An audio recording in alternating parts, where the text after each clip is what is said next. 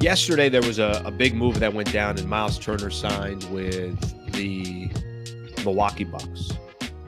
And they're bringing back a lot of players. Kevin Porter Jr. and Bobby Portis is going back. They lost Brook Lopez. They replaced him with Miles Turner. Does anybody think that the Indiana Pacers, because of the moves that they made in getting Miles Turner, that Giannis Antetokounmpo is now saying to himself, oh, I'm good now. Oh, I'm going to compete for a championship here for the next couple of years. Does anybody believe that? Because I didn't look at any of the moves that they made yesterday and thought to myself, or what they've made this offseason, and thought to myself, oh, this is a franchise that's cooking. They're ready to go. They're the Rockets, or they're Denver, or they're OKC. Nope, I don't see that at all. I see a franchise that's very, very desperate, trying to do everything they can to keep their superstar happy.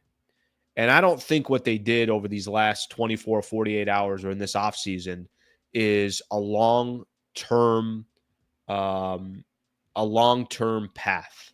They got to pay Dame dead money for the next 5 years. About 15% of their salary cap is going to go to Dame for the next 5 years. It feels like to me they're doing everything they need to do to keep Giannis happy.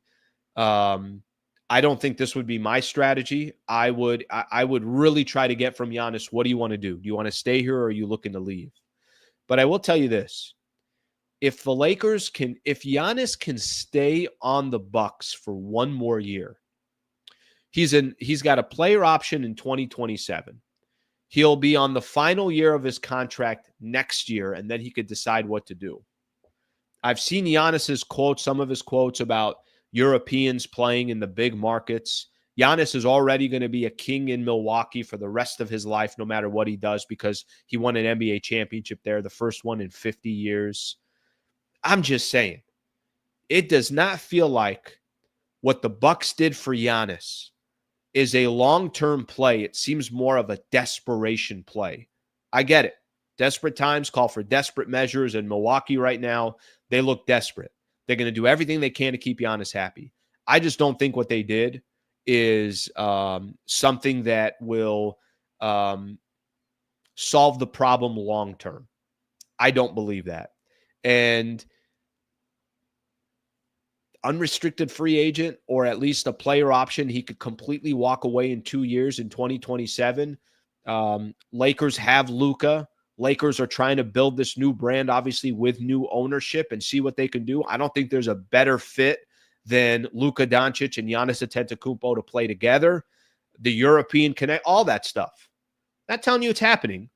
All I'm saying is just keep an eye out for the Bucks, because I don't think what they've done so far is going to feed the soul of Giannis Antetokounmpo. And are we going to get to a point? If Giannis had come out, and maybe he still does this summer, if he had come out a couple weeks ago or a month ago when everybody was talking about Giannis, if he had come out and said, guys, there's nothing you can do, I want out, San Antonio would pull up to the table. Maybe Dallas would pull up to, I don't know about Dallas. Maybe OKC is coming to the table. Teams would be lining up and saying, okay, we'll take the risk. Even if we don't think Giannis is going to be with us for the next 6 years, we know we get him for 2 years. Can we give up some assets and still kind of bring him in? Lakers don't have the assets to go get Giannis. They can't compete with the San Antonio Spurs to go, obviously compete against some of these other teams out there that got so many good young players and draft picks and everything else. But a year from now, and depending on where Giannis is, and maybe the risk of a team out there not wanting to give up everything for Giannis without the guarantee that he's going to stay, I think the Lakers would be in a much better position. So, again, I'm not sitting here trying to tell you that Giannis is coming to the Lakers, but what I am trying to tell you is I think his situation is interesting, and I think we should all just keep an eye out for it. That's all I'm saying. All I'm saying is we should all just keep an eye out. What happens with Giannis in Milwaukee? And as the Lakers, you saw the quote here that I mentioned from Dave McMenamin, youth and athleticism. Lakers are trying to work on their roster. What were some of the quotes? Hey, there's a reason why they didn't want DFS for 4 years. They want to keep their options open for 2027. Giannis will be available in 2027. I know that's looking far down the road, but I do think that's something that would be wildly, wildly interesting. I know we can't get in the head of Giannis Antetokounmpo, but if you just had to 2 years from now, Yeah. when Giannis becomes he has a player option. Yeah. Do you think there's a stronger chance that Giannis has moved on? Or do you think that he just really wants to be a Milwaukee Buck and will stay there and for as long as possible? Well, listen, I appreciate his loyalty, right? I mean, you can never doubt a man's loyalty. And he has signed, he's never become a free agent. He has signed extensions when like the chips were down, right? Like we're like, oh, is this going to be the year? And then they go get Drew Holiday extension. Then they go get Damian Lillard extension.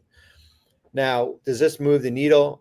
As you said, he's got 3 left, but 2 is last year's a player option. And then we could be walking. If nothing happens in the next year, we're going to be having this same conversation. You're going to say, Bobby, Milwaukee just lost in the first round in 6 games. They got Giannis in the last year of his contract. What do you do with him?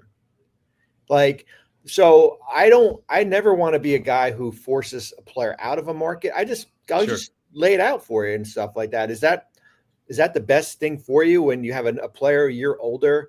You have him going into the last year of his contract. All these parameters here, but when you have a player who is generational, you're trying to do as much as you can before your last option is, you know what, guys, we got to explore moving him, and we really retool this roster here. I don't know if they got better. They had a void at point guard, and they were going to have a void at point guard even if they hadn't done this with the Lillard injury here. There's a lot of familiarity to the roster. Some of the players they brought back with Gary Trent and Bobby Portis and Taurean Prince. There is a feeling there that how they lost to Indiana in the first round, that they're on par with some of these teams that I don't know about New York or Cleveland, but they're in the mix right now. As far as like, hey, we just need the status quo and we need to tweak some things to our roster, and we could be up there in the top 5. We're going to wait and see if that's the reality.